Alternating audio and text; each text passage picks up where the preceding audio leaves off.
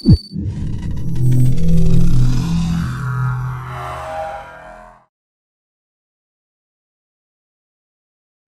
is the Wrestling Replay. Welcome to episode number 1. I am your host, Cato, and yes, I did say episode number 1. That's because from here on out, we are doing things in a different format. We are going in a different direction. Instead of giving you 4, 5, 6, 7 videos a week, breaking down what happened on Monday Night Raw and NXT and Dynamite and so on and so on and so on, what we're going to do is actually make one weekly recap video where we will recap the world of wrestling, being WWE and AEW, since these are the two biggest promotions in the good old USA right now. So we will be just talking about those. It will be our main focus, but we will throw in news from other promotions, throw in shows, matches that was really good. So, yeah, stay tuned, but we're going a whole different direction. So I'm going to give you the whole rundown of the wrestling week. We're going to recap the winners, the losers, the great matches. After that, we will have our topics of the week. We'll give a little bit of news, a little bit of rumors, and yeah, that's how we're going to do things from here on out. I think the new format will actually work best, so that way I know for sure I can come out and deliver one solid episode, giving you everything that happened during the week. And, hopefully you guys appreciate it and enjoying the show like you have been before. Hope everyone is enjoying their weekend. We had a nice, long weekend with President's Day. If you had to work, sucks for you, buddy. Sucks for you. All right? But we had a nice extended weekend. If you did not have to go into work, congratulations. You made it. And we got to see Elimination Chamber this weekend. Pretty good pay-per-view. Pretty good pay-per-view. I've been hearing mixed reviews about women can't show in their bodies in Saudi Arabia. Well, guess what? It's not our country, so we don't make the rules. But let's go ahead and jump into Monday Night Raw real quick. Let me look at my notes, see who won, see who lost. We had Damian Priest defeat AJ Styles to retain his U.S. Championship. We've seen Seth Rollins defeat Randy Orton. That was a pretty big win for Seth Rollins, who has low-key been on a kind of a roll right now. He's been on a roll. He did not lose to Roman Reigns. He did not lose to Randy Orton. He's knocking off some pretty big guys here in the past month or so. What else do we have going on? We had the Street Profits defeat Robert Roode and Dolph Ziggler. We had Omos defeat the Hurt Business, being Cedric Alexander and Shelton Benjamin. Omos has been someone I've been talking about for about maybe, I say, a month now. No, I'm lying. Maybe about 6 months now, ever since he was guarding the door. I was like, why are you using this guy just to guard the door? He is an absolute giant. He looks like he's a beast. If he has any wrestling ability, any athleticism, which he should, being an ex-basketball player, he is going to be great. Possibly can go down as one of the best big men in our business. Now, Omos being on his own, he got to learn side by side with AJ Styles, a great savvy veteran to have in your corner. Now he's venturing out on his own, and he is racking up win after win. He's looking very dominant. And with Bobby Lashley on the shelf, we can't predict Brock Lesnar to be around Monday Night Raw for too much longer. Hey, one would have to think maybe Omos will be a future champion at some point. Maybe not this year. This year I can see him knocking off Damian Priest for that United States title and having a nice long dominant run, because really no one has found an answer yet for Omos. So that will be a nice career path for him. Lita and Becky Lynch signed their contract. Bianca Belair, she won the gauntlet match now. We're going to talk about that in a little bit later. But keep that in mind, Bianca Belair won her gauntlet match. Reggie took back the 24/7 championship from Dana Brooke. Thank goodness. Now, I like Reggie. It's actually pretty entertaining. It sucks that he's running around with the 24/7 championship. I think he would have actually a better career in the ring if he was on NXT 2.0, to be honest. I understand right now he's probably having a great time, having fun, because he's still wrestling matches, but at some point you want to really hold a championship that matters. I think he has to have athleticism to actually do pretty well in the WWE right now. His role, it's not bad. It's a pretty decent role, especially come from being someone who just poured wine or champagne for Carmella. So not bad. You've seen the Alpha Academy defeat the Mysterios. The Alpha Academy has been on the road. I always like Chad Gable. It seems that Otis has finally found his groove with the departure of Tucker from last year, I believe. Found his groove in another tag team. So how ironic is that? Bianca Alexa Bliss is now the final entrant in the Elimination Chamber, and that was about it for Monday Night Raw. Decent episode of Monday Night Raw. A good come home episode for the Elimination Chamber. I'm looking down. Sorry guys, I'm looking down some of my notes and stuff, but really good go home episode for the Elimination Chamber. And after that chamber, man, it's a lot of good possibilities, good things that can possibly happen going forward. Now let's go ahead and jump into NXT 2.0 Vengeance Day. Really good episode. I really enjoyed that. We got to see Pete Dunne defeat Tony D'Angelo. Yo, I like Tony D'Angelo a lot. I feel like that little mafia mob character is one of those characters that you can always use. It's always a win. As long as you find somebody that can pull it off correctly, it is always a win. And Tony, I like him a lot. I can't wait. Eventually, there's going to be some goons to come around Tony to help do some of the dirty work for him or with him. So I can't wait to see who they decide to bring over and pretty much help him get the things done. Toxic Attraction, they managed to defeat India Hartwell and Persia. I really like Toxic Attraction. I really like what's going on with Mandy Rose, and I can't wait to see that group go on over to either SmackDown or Monday Night Raw. It's only a matter of time before they do. Mandy, ever since her feud with Sonya Deville, it kind of felt like she didn't have a real direction. They was trying different things with her, but since coming to NXT, I feel like she pretty much reinvented who she was and finding her groove inside of this group with Gigi and JC. It just works out great for them. So I like everything that Toxic Attraction is doing. So hats off to them for retaining their tag team championships. Now we roll on to someone else who's been on the road. That is Carmelo Hayes. He defeated Cameron Grimes to retain his NXT North American Championship. This was a really good matchup. These two guys are technical savages. They brought out everything I wanted to see. Cameron Grimes is somebody I've been watching ever since Impact. I believe it was Impact Wrestling. And I was like, dude, whoever can get their hands on him they have a star in the making. Now, when he came over to NXT, I was like, okay, man, they're going to shove him on the 205 Live. But he started to find his groove ever since that LA Knight feud with the $1 Million Belt and everything. Cameron Grimes has really came into his own. Carmelo Hayes has been red hot lately. So putting these two together in this matchup right now was a perfect pairing. Carmelo Hayes and Cameron Grimes. I can watch that match over and over again. So hats off to you guys. I'm gonna give you guys actually the match of the night for Vengeance Day. That match was right up my alley. Everything I like about that match. So right up my alley.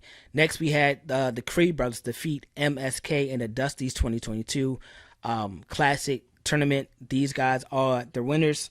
I think this was a good choice. MSK already has been on a roll. These guys have already been NXT champions. So somebody like the Creed brothers, they are the next up-and-coming tag team. I really loved that match last week against the Grizzly Young Veterans. It seems like anybody that you put the Creed brothers in the ring with, they're magic, man. They just seem to come out and have a really good matchup every single time. So hats off to these guys. And in our main event, we got to see Braun Baker defeat Santos Escobar to retain his NXT championship. And what more can you say about somebody like Braun Baker? Even Santos, these guys are going to be the future of the WWE. Plain and simple. If you don't like NXT 2.0, or you're tired of seeing the same old stuff on WWE programs, the same matches and stuff like that, tune into NXT.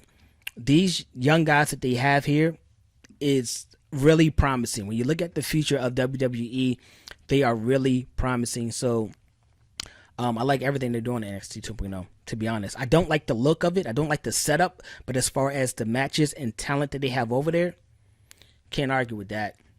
So let's go ahead and move on to let's go and do SmackDown. Since we're already talking about WWE, let's go and roll into SmackDown. We got to see Ronda Rousey. She agreed to wrestle with one arm tied behind her back, teaming up with Naomi against Charlotte Flair and Sonya Deville. Oh joy, that's going to be exciting. We had Ricochet defeat Sheamus. Now, I like Sheamus and Ridge Holland as a tag team. I really think these guys will start getting some good push, man. We got to see Ivar defeat Jey Uso. This has been a match that's been going on back and forth. You know, one of the Viking Raiders go against one of the Usos. And you know how it's going to really cap off. These two face each other at the pay-per-view. And the feud will finally be over. We've seen Drew McIntyre cut a promo for Madcap Moss and Happy Corbin. Oh joy. And then we've seen Sami Zayn defeat Shinsuke Nakamura for the Intercontinental Championship. Welcome back, Sami, to the championship circle, where you should be anyway. I don't mind Sami Zayn's character. I don't mind the fact that he's that guy always complaining about conspiracies, because Sami actually inside the ring is a monster. So we should be getting more matches from Sami Zayn, better matchups. I love the Shinsuke Nakamura. We probably should see a rematch with that. I don't mind that. But I can't wait for Sami Zayn to move on and face some different talent. I'm tired of just seeing him talking on the microphone. Time to get him back inside the square circle. So that's what we should be seeing soon.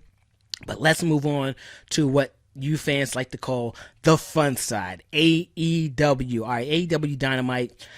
One of my favorite matches, not only of the night, but one of my favorite matches of the week. We got to see Bryan Danielson versus Lee Moriarty. If you were not a fan of this matchup, I don't know if wrestling's for you. I don't know if wrestling's for you. Unless you like GCW. Unless you like the death matches and stuff like that, which is all cool. No problems there. But that was a great technical matchup. I loved it. I loved that matchup every single bit. That is what I think we would get from Bryan Danielson and Jay Lethal. I'm sorry, not Jay Lethal, but Jonathan Gresham. If these two ever matched up, that would be the dream match we would get. So hopefully maybe they can make that happen. We got to see Wardlow defeat Matt Caster in the Face of the Revolution qualifying matchup. That's going to be a crazy match once you hear about all the participants that made it to that matchup. Heyman Page cuts a killer promo. Now, I don't know what's really going on with Heyman Page, for the fact that, we seen him last week defend his title, right? Lance Archer was a great matchup, amazing matchup, but these guys fought in a Texas, whatever, no DQ, crazy matchup, forgot what it was called, but no DQ essentially, right? Now, to my knowledge, these guys have never had an issue before, any beef before, so for these guys to just automatically jump from, never talking, getting attacked a few times to that type of matchup, I'm just like, damn, where's the build up for this type of matchup? Can we at least have a one-on-one first? Maybe get a disqualification, maybe get a low blow or something like that behind the ref back, maybe go to a time limit draw, a double count out because they're brawling and won't stop, something like that. But either way, Heyman Page, he defeated Lance Archer. Now we got Heyman Page and Adam Cole looking like they're going to be the next ones to go at it for that AEW championship. Only thing about this is we're finally seeing a build up, right? We're finally seeing a storyline put in place between Adam Cole and Heyman Page. I like that. I really do. My only issue is this. We know that AEW, right? They like to keep the championship belt on their title holders for a while. Now, with Heyman Page recently just winning his title, in my mind, there's no way I'll believe that Heyman Page is already going to hand the title over to Adam Cole. So my issue with this matchup is the same issue I had when Heyman Page went up against Bryan Danielson for the title, because there was no way in my mind that I thought Daniel Bryanson was going to win that championship. Granted, the match was very entertaining. The last one was very entertaining, but you kind of knew the winner. And I feel like we're going, the same thing is happening here with Lance Archer and Heyman Page. Great matchup. Kind of knew the winner. Now we're going to get Heyman Page and Adam Cole. If I was you guys, I would honestly push this matchup back maybe a couple of months, or slow roll it for a couple of months, because maybe at that time in my head I believe that Heyman Page could actually lose the title after defending it maybe one or two more times against someone else.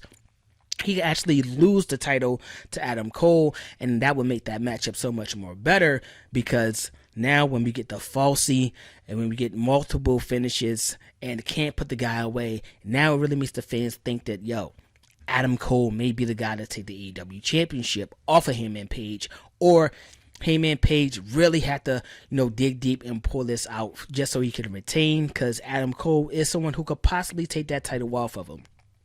So I think they should honestly just push the matchup back a little bit further and let these guys go at it maybe summertime, in the summer.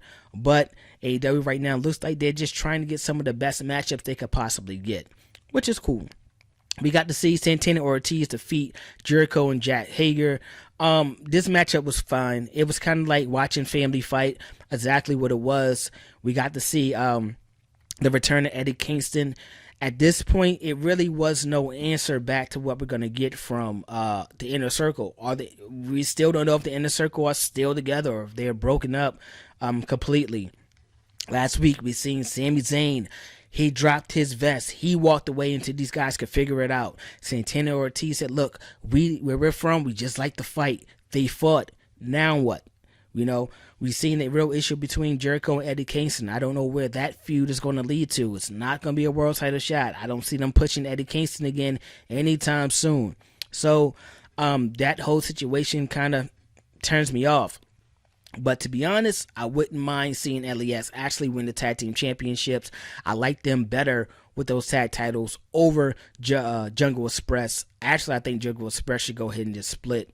Me personally, I like Luchasaurus single-handedly by himself in single matchups. I like Jungle Boy. He had great momentum. They had a chance to capitalize on that a couple of months ago, and they didn't. They ended up putting him in a tag team, letting this tag team eventually get the tag team titles, which I don't know if they would have won if not for the injury to Rey Fenix outside the matchup. So me personally, I would like to see Jungle Express just go their separate ways. Luchasaurus, Beast, Jungle Boy, all the momentum in the world. Just ride it out like that. I still think AEW roster is so big that they need another championship for the men, even if it's a three-man tag titles three-man tag titles, something like that. That would still suffice, but they definitely need another championship for the men. That roster is huge. We got to see Thunder Rosa defeat Mercedes Martinez. This was pretty much like a higher hit by Dr. Britt Baker. Martinez's job is to come in, take out Thunder Rosa, so I don't have to worry about it later. This was the matchup I've been waiting for. Thunder Rosa and Britt Baker, that being. Ever since Thunder Rosa came in, these two has been bumping heads with each other. So this is a matchup where I'm like, okay, we can actually have a long, drawn-out feud between the two, where Britt Baker has the title now. Thunder Rosa could take the title off of her. Maybe about 6 months later, Britt Baker comes back for revenge, take that title back, and they have a final rubber band match, maybe the best out of 5, best out of 7 type series, but spread out over a year and a half, 2 years. I think that story writes itself. Main event time. We got to see Sammy Guevara finally defeat Darby Allin. He retains his TNT championship. Wait, was the championship on the line? I think it was the championship was on the line. He retains his championship against Darby Allin, someone that he has never defeated in singles action in AEW. So, with that being said, you have to think, is Sammy the future of AEW? That'll be on another episode where I break down the 4 pillars of AEW. Will he make one of my 4 pillars? We'll have to wait and find out. Yeah. We're just going to have to wait and see. All right, on to AEW Rampage. We got to see Powerhouse Hobbs defeat Dante Martin, allowing Powerhouse Hobbs to go ahead and move on to the Face of the Revolution ladder match, where he will be joining Wardlow and Keith Lee. Those are some big boys inside that matchup already. So that's going to be a pretty good matchup. I would like to see that, see what's going to happen when you got pretty much some of the most athletic big men in the business right now, actually all together in one ladder match. That should be pretty exciting. We got to also see Serena Deeb. She defeated Angelica Riss.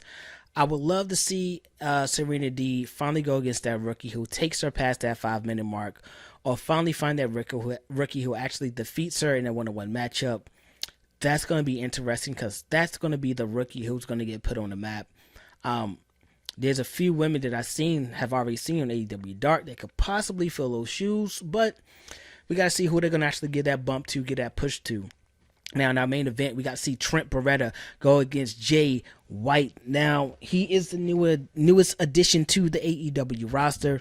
We seen him last week pop up, but this week we got to finally see him in in-ring action.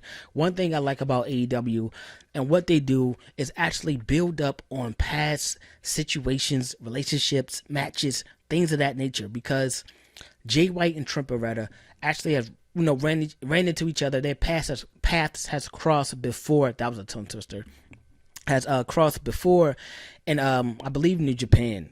But they went against each other in tag team matchups. But this is the first time I believe they ever fought against each other one-on-one, with Jay White getting the better of Trent Beretta, as you would think, pretty much talking up the situation about him getting the best of Kenny Omega, him taking over the Bullet Club and being the leader now. So that's going to be interesting where they decide to go when Kenny finally gets back. We already see Adam Cole stuck in between the Young Bucks and Kyle O'Reilly and Bobby Fish. So with Kenny Omega coming back, possibly separating the group even more, I don't really know. I don't know how this is going to actually unfold, but I'll be waiting to see it. Now on to what we really came here to talk about, the Elimination Chamber 2022. All right, what happened? We got to see Rey Mysterio Jr. defeat The Miz. I believe that's going to be setting up the tag team match between The Miz and the Mysterios, with The Miz partner possibly being one of the Logan brothers. I think he'll probably return for this WrestleMania. Not really excited about that at all, but hell, that's probably what's going to happen. We got to see Roman Reigns choke out Bill Goldberg. That was crazy, to retain his Universal Championship.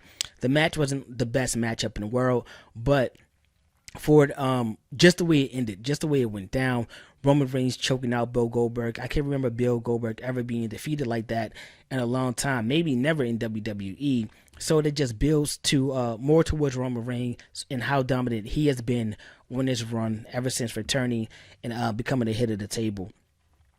We got to see Bianca Belair win the Elimination Chamber match. That match was absolutely amazing. If it wasn't for Brock Lesnar being in the Elimination Chamber match for the men, I would have to believe this match should have main evented the Elimination Chamber. Once again, the women outdid the men in the pay-per-view. The women outdid the men in the Royal Rumble, and now they outdid them again inside of the Elimination Chamber. We got to see Ronda Rousey and Naomi defeat Charlotte Flair and Sonya Deville in a matchup where I don't really know why it happened. I understand that you want to get Ronda Rousey face out there. The matchup makes sense, but Flair didn't really care about this matchup. He left Sonya Deville pretty much out there to get tapped out by Ronda Rousey with one hand. There's no way that Sonya Deville can allow Charlotte Flair to come back to SmackDown and actually still just pander to Charlotte Flair. So hopefully this ends the feud with Naomi and Sonya Deville, and at the same time build for Ronda Rousey and Charlotte Flair heading into the WrestleMania matchup. That's going to be a pretty good matchup when these two finally locked it up. It should be anyway. Drew McIntyre, he defeated Madcap Moss in the Falls Count Anywhere. I understand that Drew McIntyre, he's not in world title contention right now. That's fine. Or universal contention right now. That's fine. So you need a place to put him. You need somebody to feud with in the meantime. I like Madcap Moss. He has the look of a champion. He can talk. He's comfortable talking on the microphone. But the last guy said that about was Elias, and I don't know where he went. I don't know where Elias went at all. But it is good to see that Madcap Moss is in matchups with guys the caliber of Drew McIntyre, because at that point you kind of can show what you can do. Hopefully you leave an impression on the fans that's watching you, and possibly steal some of those Drew McIntyre fans and bring them over to your side, and maybe get a little push from WWE management down the line somewhere. So hats off to you guys. Didn't really care for the matchup. Didn't really have anything near and dear to my heart. So next we got to see Becky Lynch. She retained her title against Lita. Now this wasn't a bad matchup. Lita looked pretty good, but at the same time I felt like Becky Lynch was a little handicapped from what she can do being in the matchup with Lita, right?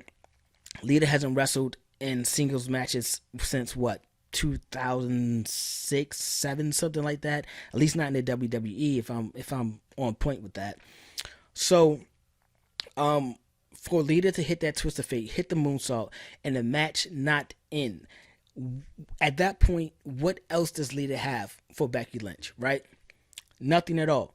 I would have loved to see Lita go ahead and maybe lock on a submission or something like that, especially being the veteran that she is. But she decided to stand there for a second, look dazed, look confused, as if she didn't know what to do, which left Becky Lynch the opening to go ahead and put Lita away. Now I don't mind Becky Lynch retaining the title. I just thought they could have got to that same conclusion in a much better way. Even if Lita hits the Lita salt and she has Becky down, but maybe the ribs hurt, she can't quite get over to the pin. Maybe Becky get to roll out the ring, and that's how she missed the chance to actually pin Becky, and then Becky put it away. I just thought it could have been done a little bit better. Not just Becky out of nowhere hitting a weak manhandle slam to put away Lita. But to be honest, I think Lita can be here for a while, for the next couple of months. She looked really good in that matchup. No issues with Lita at all in what she did in that ring. I think there was a little bit of ring rust, but that faded. I'm not going to even call it ring rust. I'm going to say just pretty much being under the bit likes, being in a different country. I think that's most of what it was, but that faded pretty quickly once the match really picked up and got going. Smackdown, tag team champions, the Usos, they did not have to fight the Viking Raiders for the fact that they attacked the Viking Raiders before the matchup even started, deeming the Viking Raiders unable to compete in the tag team matchup for the tag team titles. I'm happy about that.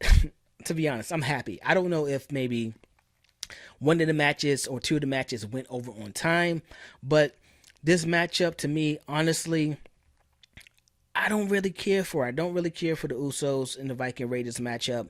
I don't expect the Viking Raiders to defeat the Usos for the tag team championships. And to be honest, I like the Viking Raiders better in NXT. NXT to me, honestly, would be a good spot for the Viking Raiders to be right now.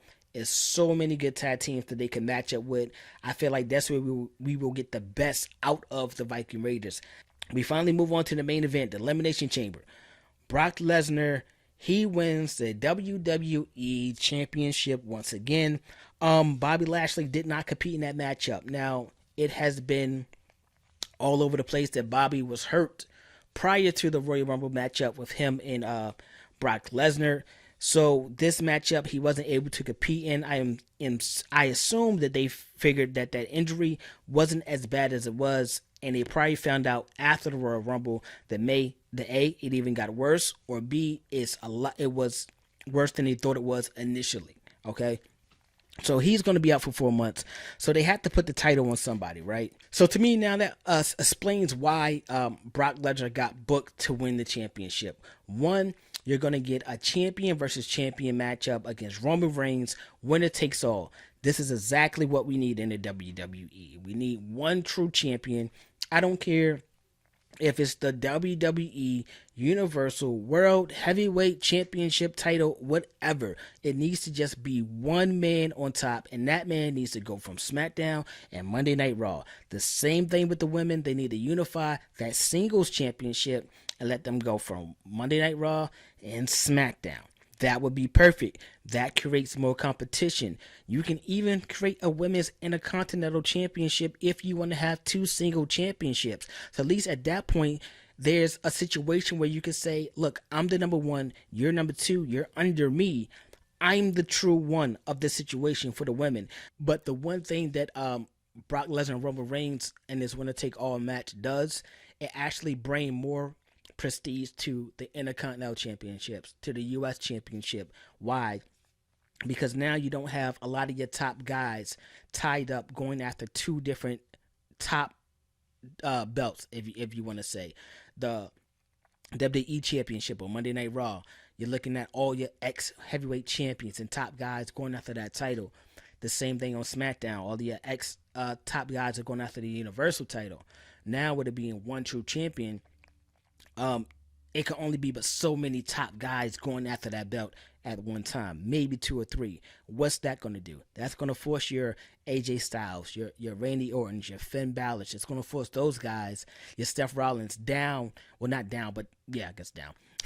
Down to face those Intercontinental champions. They're going to have to hold those belts. They're going to hold those United States title belts.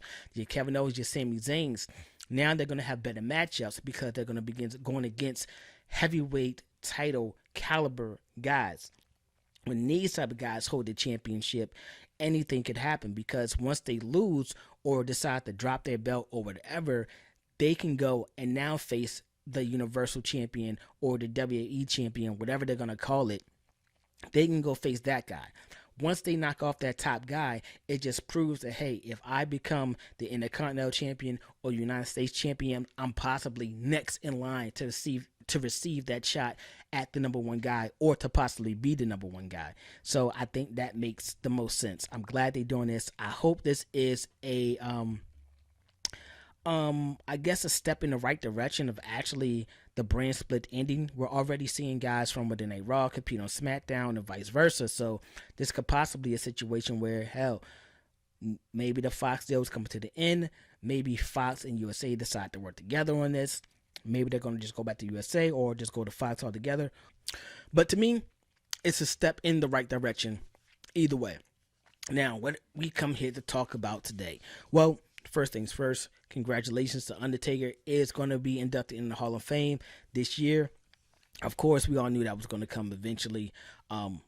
Couldn't be a more deserving person than Undertaker, to be honest. We also see that Stone Cold may possibly wrestle at WrestleMania. It may not be a one-off. That's pretty dope that we may have Stone Cold actually back for a couple of matchups.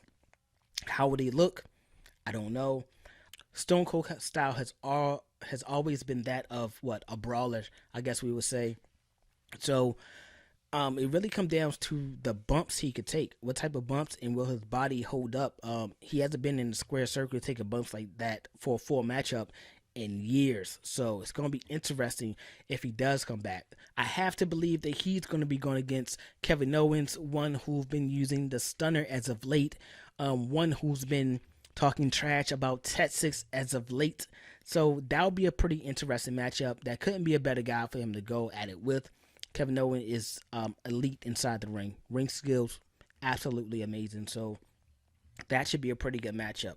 Now, if it isn't a one-off, my question is, where do we go from here? Stone Cold's not going after the world title or nothing like that. Or so he's just probably going to get ate up alive by Roman Reigns.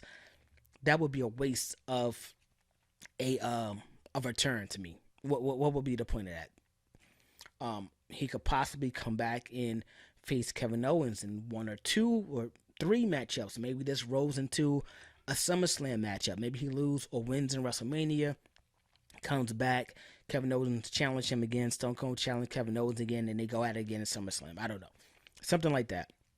But it's going to be pretty cool to see Stone Cold back in the ring, black boots, getting it on. Can't wait for that. But what did we really come here to talk about today? The Elimination Chamber, yeah. Good pay-per-view.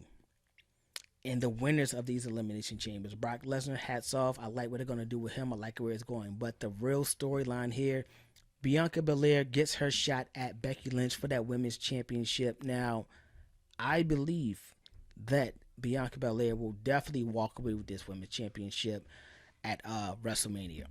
Why do I say that? Because ever since SummerSlam and that horrible loss she's faced, I don't believe there's a woman that has defeated Bianca Belair one-on-one. I could be mistaken. I can't recall a woman outside of Becky Lynch since SummerSlam defeating Bianca Belair one-on-one. So in my mind, Bianca Belair has been getting booked as if she was a champion already. Her momentum has been red hot. She won gauntlet matches. She won the Survivor Series matchup for her team. She's now have won the Elimination Chamber. Her chance to go ahead and fight Becky Lynch for that title. She has been red hot. She's defeated the likes of Doudrop. She has defeated the likes or pinned the likes of Rhea Ripley. So you have to think that Bianca Belair has already been primed and being molded and being pushed to have her second run as Raw Women's Champion.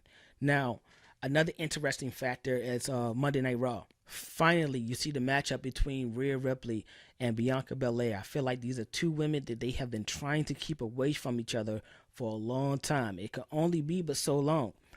Not only did they run into each other in that gauntlet match where Bianca Belair got the best of her there, but they also ran into each other at the Elimination Chamber where Bianca Belair also got the best of Rhea Ripley there.